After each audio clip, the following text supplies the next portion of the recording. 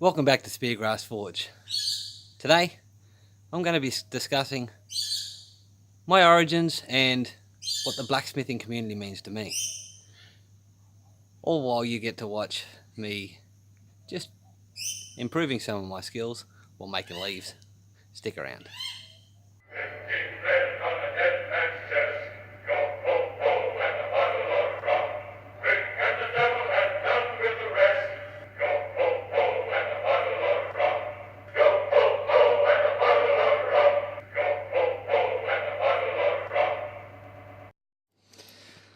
So, while working at the forge and in my downtime, like many of you, I like to watch YouTube videos, and I watch some of my heroes and some of the people I admire the most.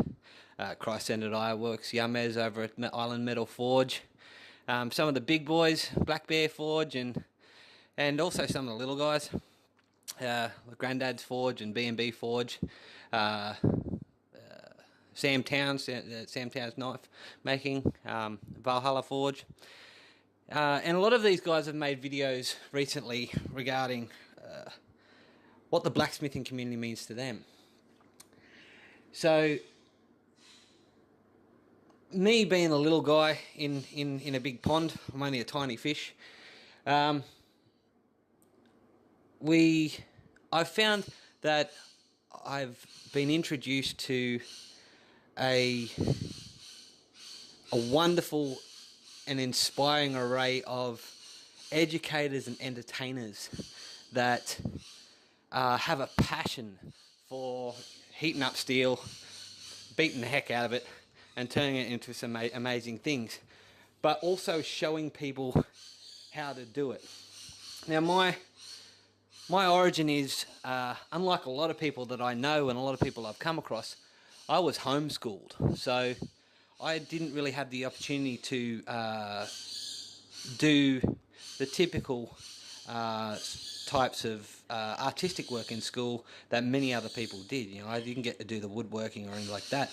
But growing up in an isolated area, my dad worked in mining. I had the opportunity to meet a gentleman that was a blacksmith, and he was an elderly man, well, an older man then, and unfortunately I've lost track of him over time. But my father introduced me to him when I was about 14 or 15 years old, and so through that is how I first got my spark for blacksmithing.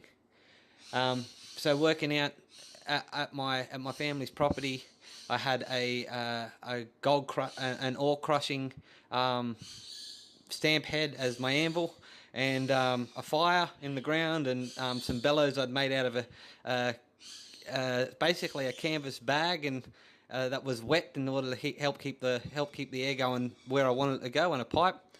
And I started beating on metal and making my first things.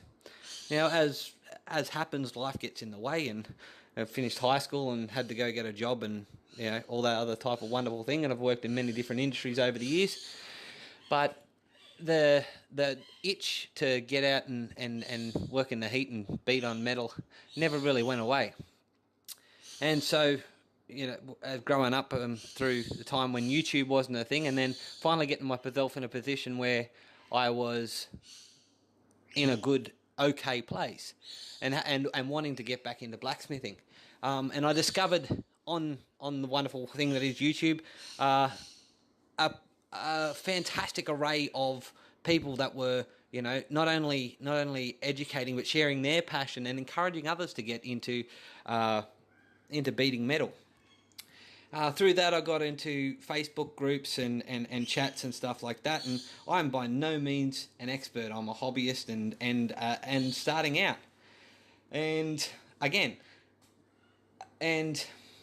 But through the community that's so open and knowledgeable, sharing the information on everything, on what's good to practice on, all the way through to showing some amazing pieces of work, not just in blades, but in, you know, sculptures and utensils and, you know, gates and fences and all different sorts of things that you can make out of steel. And a lot of people don't realize that, you know, these artisans aren't just metal workers, but they work with wood and stone and many different other things in order to get the effects that they want. Now,